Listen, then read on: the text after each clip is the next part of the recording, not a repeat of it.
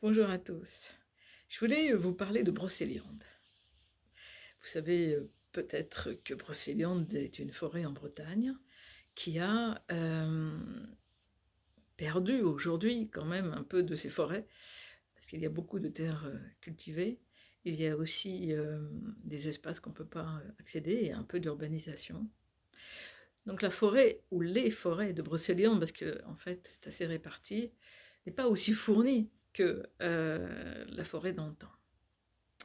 Pour autant, elle l'a conservé d'une manière assez étonnante, au vu de ce que l'on voit aujourd'hui. Un, un environnement énergétique extraordinaire. Et Brocéliande, c'est avant tout des romans qui sont des romans écrits au Moyen-Âge, qui ont été réécrits plusieurs fois ensuite, sur les aventures de Merlin, de la fée Morgane, de Viviane. Et certes, évidemment, dans cette forêt, et comme toujours, on n'écrit pas des livres par hasard. Et si il y a une sorte de mythologie, beaucoup d'écrits qui ont été faits, et d'écrits de bandes dessinées, de films, d'aventures, donc d'épopées. En réalité, ceux qui se sont inspirés au XIIe siècle, notamment Chrétien de Troyes, s'est inspiré certainement d'une partie de ce qui venait en lui. Un peu, pour certains, qui le connaissent aussi, Tolkien pour Le Seigneur des Anneaux. Il y a autre chose. À Brocéliande, on peut retrouver souvent, dans toutes les toponymies des lieux d'ailleurs, la quête du Graal, avec le roi Arthur, les chevaliers de la table ronde.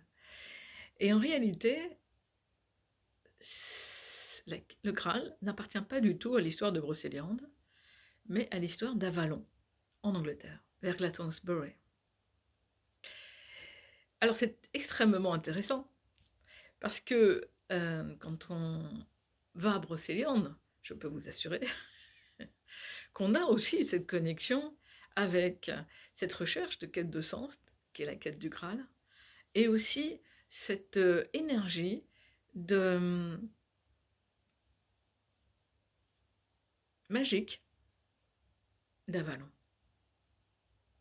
Alors, il y a de cela une logique, c'est que Merlin, lui, s'est déplacé entre la France et l'Angleterre, et a fait le nœud de tout cela.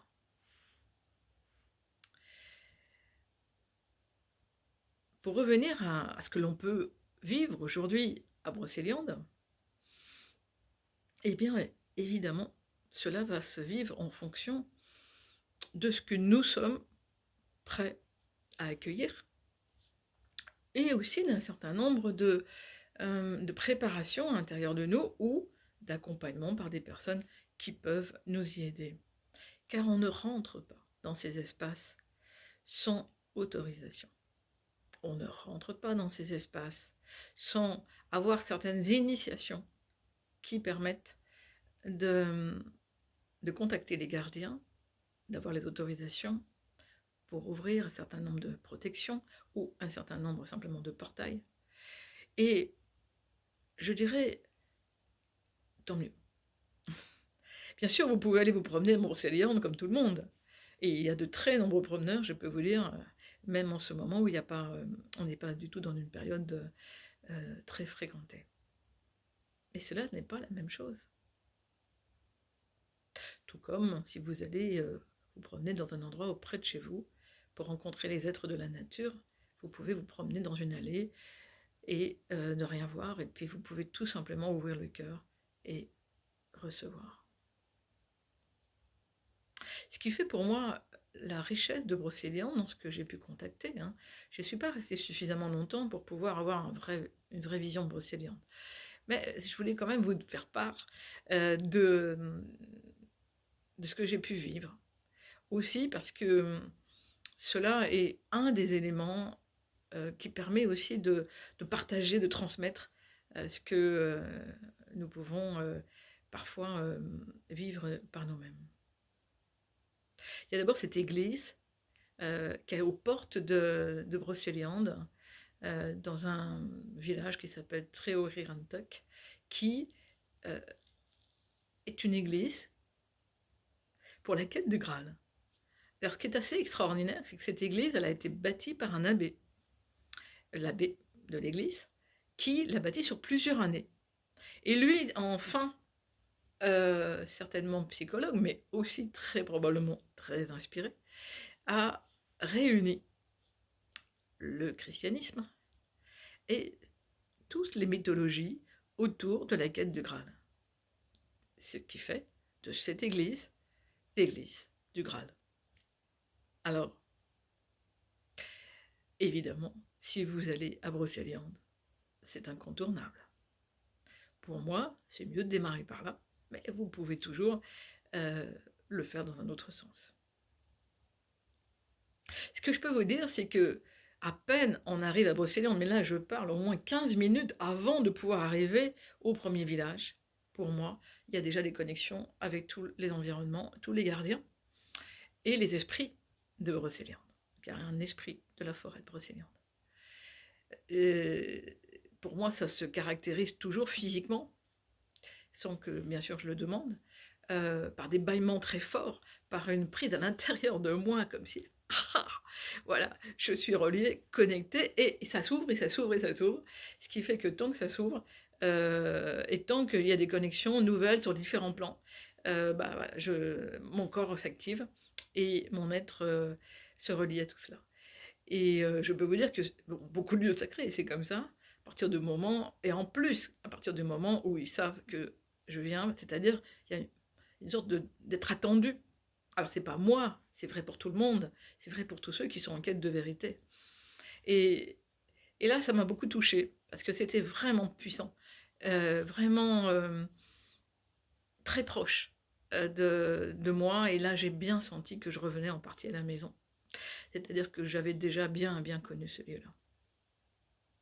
Et quand on arrive vers ce petit village où il y a cette église extraordinaire, eh bien, il y a là une, là aussi, avant même d'entrer, de très forts portails qui s'ouvrent à l'extérieur de l'église quand on arrive en voiture.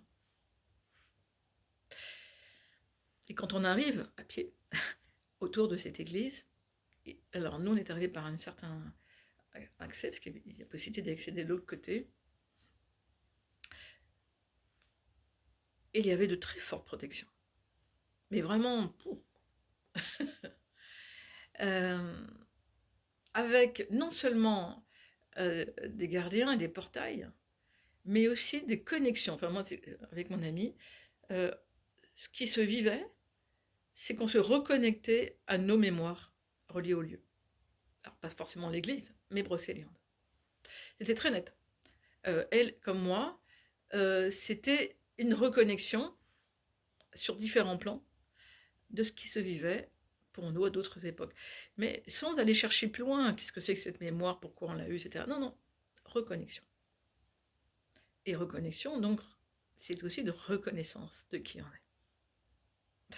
Il y a, vous savez, très souvent, très souvent, dans tous les gardiens de lieu, une sorte de scan qui se fait. On vérifie si on a le cœur pur, si on vient avec les intentions. Et aussi, bien entendu, on peut vérifier si on a, nous, des codes d'autorisation ou pas. Parce qu'à l'intérieur de nous, il y a des initiations qui ont été faites, soit dans cette vie, soit dans d'autres, soit réactivées dans cette vie. Et il y a des codes géométriques qui sont placés dans nos champs énergétiques qui permettent à tous ceux, et notamment gardiens, de les voir et de savoir où on en est. Bien sûr, nos guides aussi, qui nous aident à passer tout cela. Mais ce que j'ai pu me rendre compte beaucoup de fois, c'est que c'est vraiment le scan qui est à l'intérieur du cœur. Moi, et très souvent, même quand j'accompagne des groupes, où je leur dis, Oui, j'ai le cœur pur et je garantis aussi qu'ils vont rentrer avec le cœur pur avec moi. Vous savez, les histoires de Lancelot au cœur pur avec les portails et les gardiens et les épreuves et cetera. Alors moi, j'ai pas vécu d'épreuves, mais c'est un peu ça. Et puis, quand on est rentré dans cette, après enfin, les autorisations, on est allé dans un espace particulier où il y a une croix avec Jésus sur une petite, estrade et derrière des grands arbres, notamment, des camélias roses, des fleurs roses magiques. Hem, donc cet espace particulier était vraiment l'ouverture du cœur christique et en même temps, quand je suis allée derrière, parce que je sentais bien que j'étais plus qu'appelée à aller derrière, j'ai vécu une grosse guérison d'amour avec 2 anges qui étaient là présents et je pleurais comme pas possible sur des grosses blessures intérieures sur l'amour et et je tenais, enfin les 2 anges plutôt me tenaient leurs mains pour que je le traverse. C'était, plus qu'intense, plus qu'émouvant et en même temps, ce rose, ce camélia et l'esprit du camélia était bien présent en moi et il s'infiltrait à l'intérieur comme adoucir ce qui se vivait. Alors l'intérieur de l'église, je ne vais pas vous la raconter, parce que ça serait trop long et il y a une petite vidéo pour ça. Mais à l'intérieur, oui, vous pouvez tout à fait, et je l'ai fait, contacter, les plans particuliers d'Avalon et vous pouvez, avec une activation particulière, recevoir une certaine forme d'énergie du cœur, qu'on pourrait recevoir comme dans une coupe, à partir du moment où vous l'offrez également la vôtre. Et il y a également un endroit très particulier où il y a une activation. Et cette activation, elle se vit différemment pour les uns et pour les autres. Mais ce que je voulais vous dire, c'est pas que ça. Donc cette église, elle est magnifique, ok, elle est incontournable, vous l'avez compris. Et en même temps, elle ne représente pas du tout, je trouve, Brocéliande. Parce qu'effectivement, Brocéliande, c'est la forêt, c'est les grands arbres, c'est également ce qu'il en reste, des ruisseaux, des rivières, des fontaines. Et bien entendu, énormément de réseaux énergétiques très élevés. Et ça, c'est pour moi le plus important. Alors sans vous raconter tout ce qu'on a fait, ça serait trop long. Ce que je peux vous dire, c'est que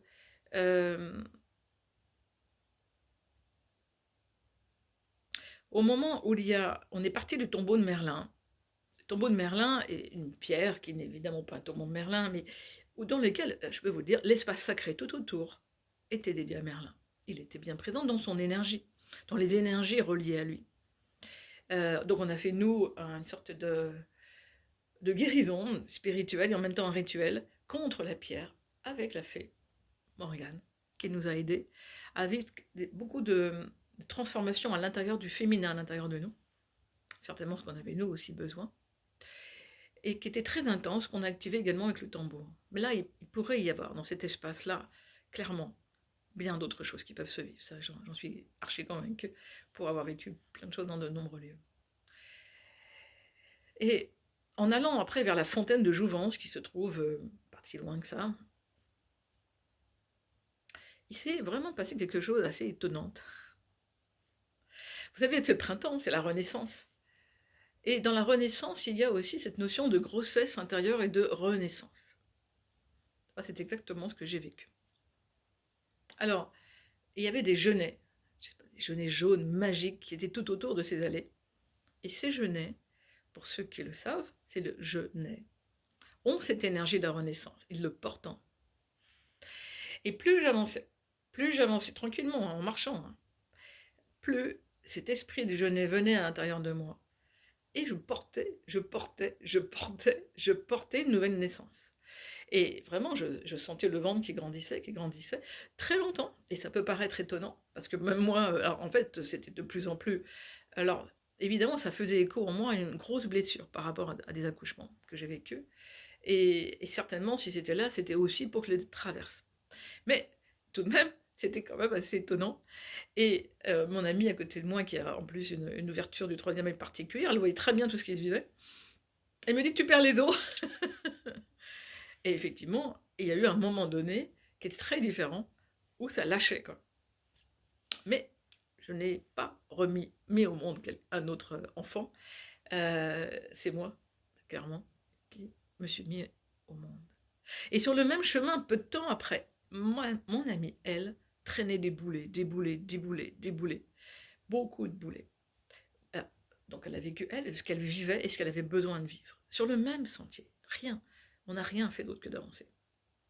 Et là, d'autres énergies étaient présentes.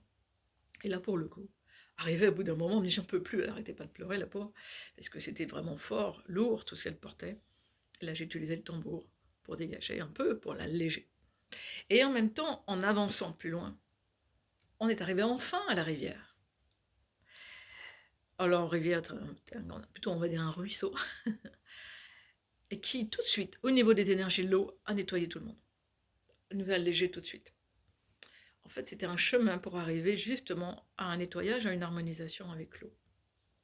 Et puis après, on est allé vers la fontaine de Jouvence, dans laquelle c'est vécu aussi, avec une méditation guidée, une connexion aux ondines qui nous avait accueillis dès le début, et aussi un certain nombre de plans de conscience particuliers, mais je ne vais pas y rentrer en détail. Je voulais vous parler des grands arbres aussi de Brocéliande, parce que les grands arbres de Brocéliande, c'est quelque chose. Et on n'a pas pu tous les voir, donc évidemment, c'est vraiment très grande frustration, mais il y en a un particulier qui s'appelle l'arbre guillotin. Guillotin parce que, peu importe pourquoi, ça n'a aucun sens par rapport à l'arbre, mais c'est le nom qui lui est donné aujourd'hui. Un grand chêne qui a près de 800 ans, qui est d'ailleurs au niveau des branches est supporté par des poutrelles qui ont été rajoutées pour pas que les branches s'effondrent. Mais au niveau du tronc, gigantesque, gigantesque. Euh, il y a un accueil de l'être qui vit dans cet arbre, qui est d'une sagesse infinie et qui est un grand guérisseur, très grand guérisseur. Il suffit de se mettre différentes postures tout autour de l'arbre. Alors parfois contre l'arbre au niveau du ventre ou parfois dans l'autre sens au niveau du dos. Là, je ne peux pas vous parler de tout parce qu'il faut le vivre.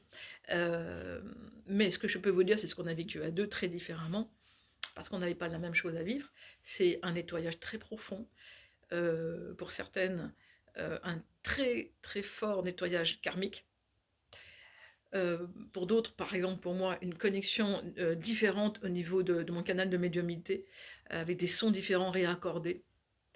Et puis, avec des travaux, un travail sur, pour moi, par exemple, le troisième œil et le deuxième chakra, qui étaient en union différemment, etc.